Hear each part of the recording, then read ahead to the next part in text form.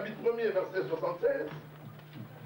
Et toi, petit enfant, tu seras appelé prophète du Très-Haut. Alléluia. Amen. Ça, c'est Zacharie qui, par l'esprit, prophétise et parle de Jean-Baptiste. Regardez, il ne lui dit pas, et toi, mon fils. Non, il est dans l'esprit. Amen. Étant dans l'esprit, il dit, toi, petit enfant, alléluia, tu seras appelé prophète du Très-Haut.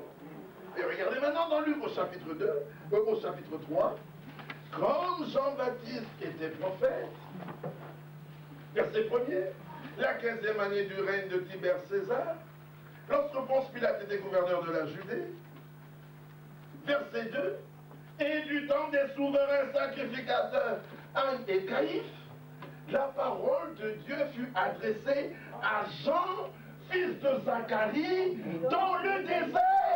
Amen.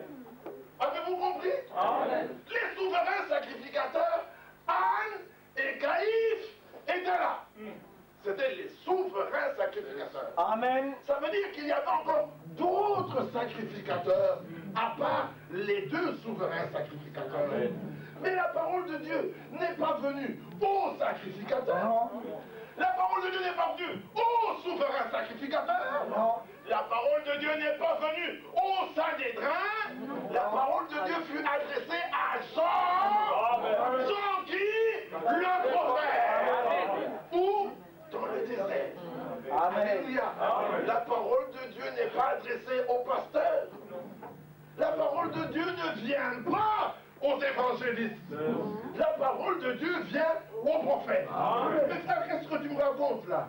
Nous avons lu dans 1 Pierre au chapitre 4 que celui qui parle, qu'il parle comme annonçant les oracles de Dieu. Amen. Qu'est-ce que les oracles de Dieu? Oui. Allons dans le livre de, que dis-je, d'Habakkuk. Et nous allons voir ce qu'est un oracle de Dieu.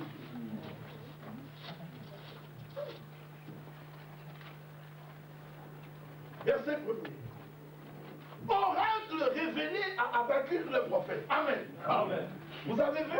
Amen. Ah, l'oracle a été révélé à Habakkuk le prophète. Amen. Il dit au chapitre 2, j'étais à mon poste et je me tenais sur la tour.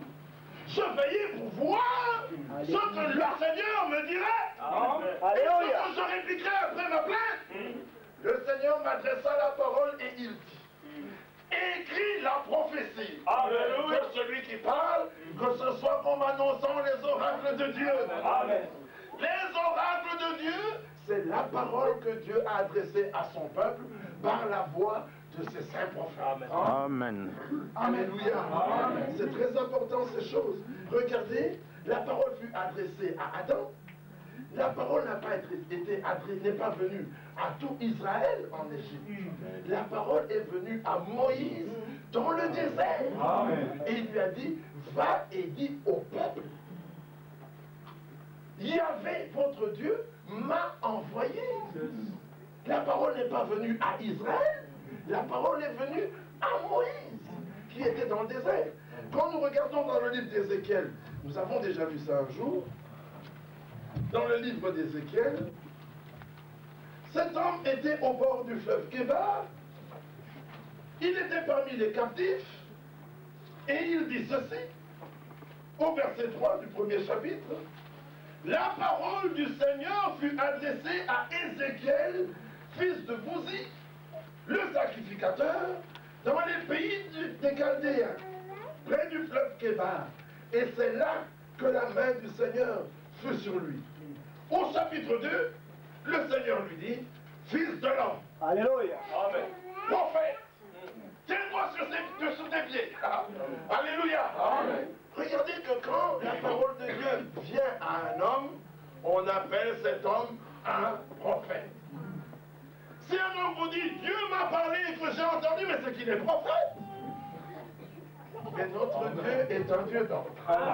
Alléluia. Amen. Il ne parle pas à plusieurs à la fois, il en appelle un. Amen. Il y eut un homme, Jean chapitre 1er, verset 6. Il y eut un homme, appelé Jean. Amen. Il n'était pas la lumière, non. Non.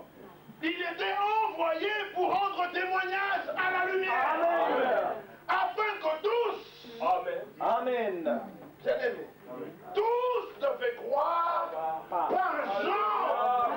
Mais Jean n'a pas dit, venez à moi. Non. Il a dit, repentez-vous. Car le royaume des cieux est proche. Puis il a dit, voici l'agneau. Il n'a pas dit, venez à moi. Non. Il était venu pour rendre témoignage à la lumière. Amen. Vous lirez ça dans Jean 1 au verset 6. Il y eut un homme, afin que tous crussent par lui. Dans l'Apocalypse que nous avons lu, le Seigneur fait encore une chose merveilleuse. Il appelle un homme. Et encore une fois, celui-là s'appelle aussi Jean. Mais ce n'est pas Jean le Baptiste, ça c'est Jean le fils de Zébédée. Révélation de Jésus-Christ que Dieu lui a donnée pour montrer à ses serviteurs, avez-vous entendu, les choses qui doivent arriver bientôt et qu'il a fait connaître par l'envoi de son ange à son serviteur Jean. Pour que les serviteurs connaissent, Dieu a appelé un serviteur. Amen. Alléluia. Amen. Les serviteurs étaient là, mais pour que les serviteurs prennent connaissance de l'oracle de Dieu, il a appelé un serviteur. Amen. Alléluia. Amen. Les apôtres étaient là en grand nombre. Il y avait même des pasteurs, des évangélistes, des docteurs. Mais il a dit, Paul, le Seigneur t'a choisi pour que tu lui serves de témoin. Alors Paul s'avance dans Galates au chapitre 1er, il dit, l'évangile que je Alléluia. vous ai annoncé, je n'ai ni reçu, ni appris d'un homme, mais par une révélation de Jésus-Christ. Si un ange venant du ciel vous annonce un évangile, s'écartant de celui que je... Oh mais Paul, tu es orgueilleux. Non, je ne suis pas orgueilleux. Tu es prétentieux, Paul. Non, je ne le suis pas. C'est la commission divine que j'ai reçue. Amen. Amen. Croyez-vous que Dieu donne des commissions divines? Amen. Il est le même hier, aujourd'hui et Amen. s'il l'a fait hier, il le fera encore aujourd'hui. Ah mais oui mes frères. Comment voulez-vous qu'un roi vienne sans qu'on l'annonce? Amen. À la première venue, Jean l'a annoncé. Amen. À la seconde venue, Élie doit l'annoncer. Et à la troisième venue, quand il viendra pour Israël, Moïse et Élie doivent l'annoncer. Comment voulez-vous qu'ils viennent sans qu'on l'annonce? C'est pas possible. Alléluia. Nous croyons à l'annonce divine. Et cette annonce nous ramène à la parole. Alléluia. L'ancien évangile. Amen. Oui. Quand Jésus s'est mis à prêcher, c'est dans le livre de Marc au chapitre 1er, les sacrificateurs, ils ont regardé, ils ont dit mais quelle est cette nouvelle doctrine? C'est une doctrine étrange. Nous sommes dans Marc au chapitre 1er, lisons ensemble au verset 27. Commençons au verset 21. Ils se rendirent à Capernaum et le jour du sabbat, Jésus entra d'abord dans la synagogue et il enseigna. Ils étaient frappés de sa doctrine, car il enseignait comme ayant autorité, et non pas comme les scribes. Alléluia. Il s'est mis à enseigner avec autorité. Verset 27. Tous furent saisis de stupéfaction, de sorte qu'ils se demandaient les uns aux autres, qu'est-ce que ceci? Une nouvelle doctrine? Ce n'est pas une nouvelle doctrine. C'était la parole annoncée par les prophètes. Alléluia. Pour eux, c'était une nouvelle doctrine. Mais s'ils avaient connu les paroles annoncées par les prophètes, Jésus a dit dans Luc au chapitre 4, le commencement du Nouveau Testament, le commencement du jour de grâce, je vous l'ai dit, il dit, aujourd'hui, cette écriture que vous venez d'entendre, c'est accompli. Amen. Amen. Quelle écriture était-ce? L'écriture d'Ésaïe. Amen. La parole annoncée par les prophètes. Amen. Il dit, mais aujourd'hui, cette écriture s'est accomplie sous vos yeux. Amen. Et eux, voyant l'écriture accomplie, ils disent, mais quelle est cette nouvelle doctrine? C'est pas une nouvelle doctrine, c'est la parole rendue manifeste. Alléluia. Quand la parole est rendue manifeste, elle frappe toujours. Amen. Mais il faut prendre garde qu'elle te frappe au bon endroit. Amen. Si elle te frappe au cœur, c'est la vie éternelle. Amen.